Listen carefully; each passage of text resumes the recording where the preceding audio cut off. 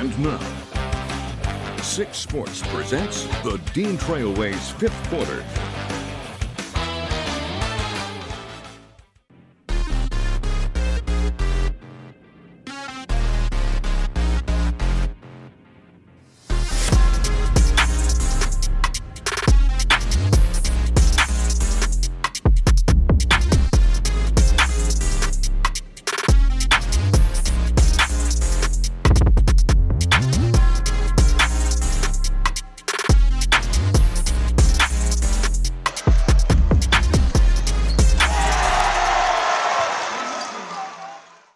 Conference play is quickly starting to heat up for our high school basketball teams. Thanks as always for tuning in to the Dean Trailways 5th Quarter. I'm Ian Kress. And I'm Tyler Driesinga. In the CAAC Blue, rivals Holt and Grand Ledge are no stranger to close games against one another. Their last meeting last season ended in a 54-50 overtime win for Holt. Tonight, they met in the home opener for the Rams.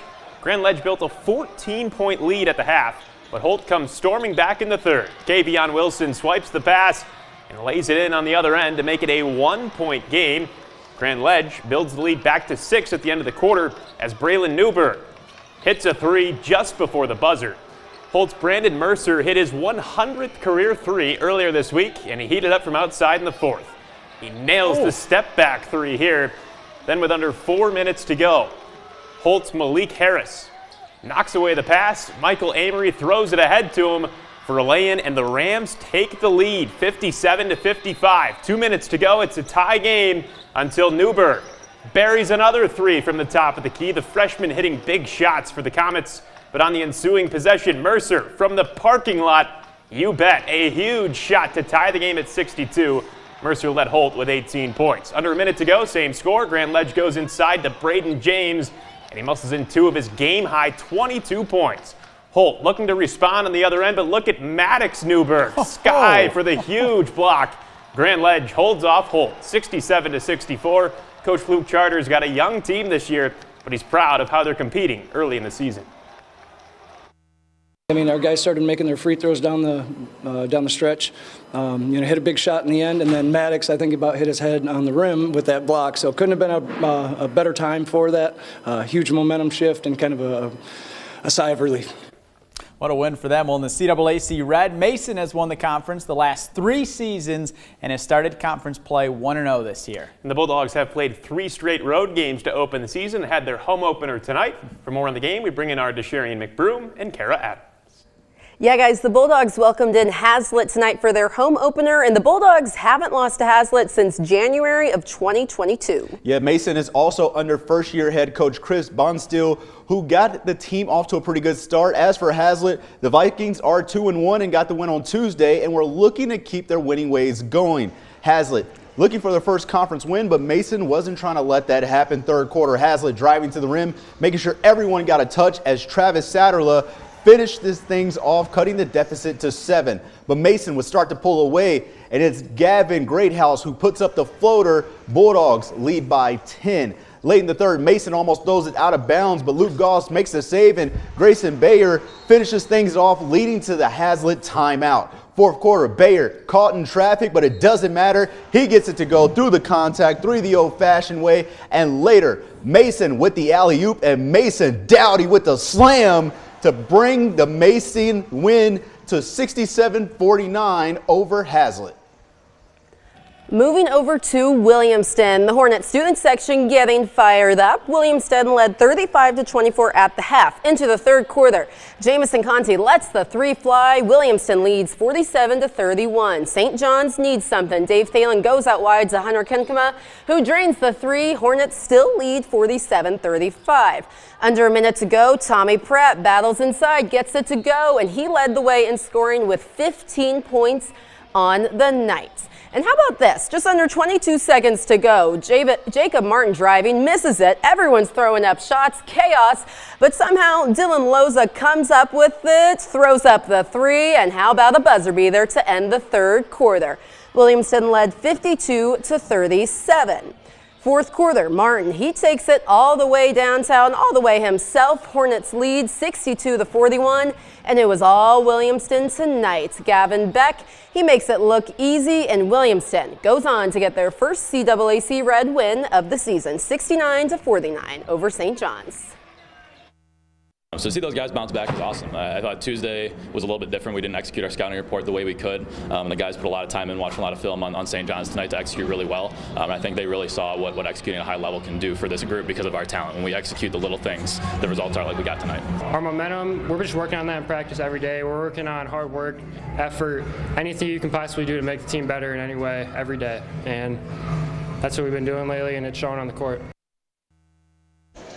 Staying in the CAAC Red, Fowlerville made the trip to the capital city to take on Lansing Eastern, who is seeking a 2-0 start in conference play this season. The Quakers led by 1 at halftime and grew the lead in the early third quarter. Isaiah Canty connects on the mid-range J. He finished with a game-high 18 points. Fowlerville would tie things up on a 3 from Logan Demko. This was a close game throughout, however, Lansing Eastern found a spark in the third quarter. Raul Romeo going to come up with this steal, and it leads to Zayden Harris Anderson laying it in to cap off a 10-0 run. Fowlerville made it close again. Lansing Eastern wouldn't flinch. Ian Curtis gets the and one. The 6'3 junior had 17 points. Lansing Eastern goes on to win 52-47.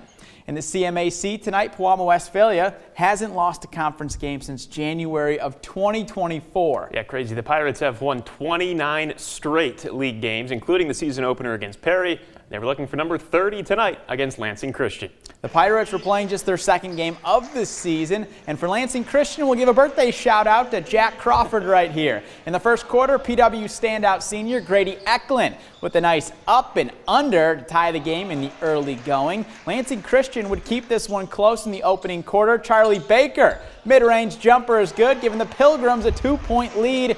However, it was all Pirates the rest of the way. Eklund finds Cam Nuremberg under the basket for the easy bucket. Then it was Eklund showing off his skills once more. He finished with a game-high 25 points. Pewamo Westphalia goes on to win 67-23. And staying in the CMAC, Potterville taking on Dansville. First quarter, Potterville came out on fire from deep. Andre Morales lines went from three-point range, giving the Vikings the early lead. And on their next possession, Isaiah Walzen gets the feed, and he knocks down a 3 of his own as the Vikings take the 6-2 lead. Dansville would get things going, though. Hunter Greenman slices through to the rim, gets the floater to roll in as the Aggies cut the deficit to 5. Time ticking down in the first quarter. Elijah Pung attacking the rim and gets the bucket and the foul. 3 the old-fashioned way, gives the Vikings a 10-point lead. And later, Greg Kroles gets the deflection, and he took flight. Potterville escapes with the 57-45 win over Dansville. Good win for Potterville, and that'll do it for our CMAC games of the night. When we come back, we'll check in with some of our teams in the Big 8 and the Cascades Conference. Plus, we'll take a look at some of our high school girls teams and how they're doing. All that and more coming up on the Dean Trailways Fifth Quarter.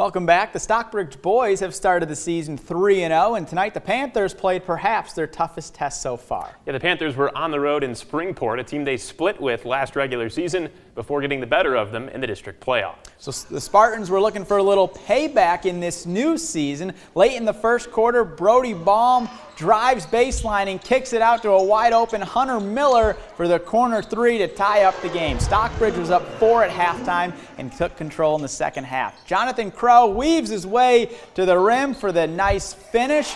And a little bit later, Crow, he's going to decide why not pull up from deep. He's going to connect on the three. This was a part of a 12-0 run for Stockbridge. In the fourth quarter now, Bradley Buddenborg finds an open Noah Sandecki for the dagger three, giving the Panthers their largest lead of the game. Stockbridge stays undefeated with a 48-34 win. Over in Leslie, the Blackhawks were looking to move to 3-0 on the young season and welcomed in Manchester. Opening minute, Jackson Fawcett drives down the left side of the lane, puts it up and in to open the scoring. Then Blackhawks in transition, and Roman DeRose reins in a three from the wing. The fast start was just beginning for Leslie. Moments later, Henry Bradford throws it ahead to Braden Johnson, who swings it to Joel Cranmore on the opposite corner. Put 3 more on the board, and Manchester calls a timeout after an 8-0 Leslie run to open the game.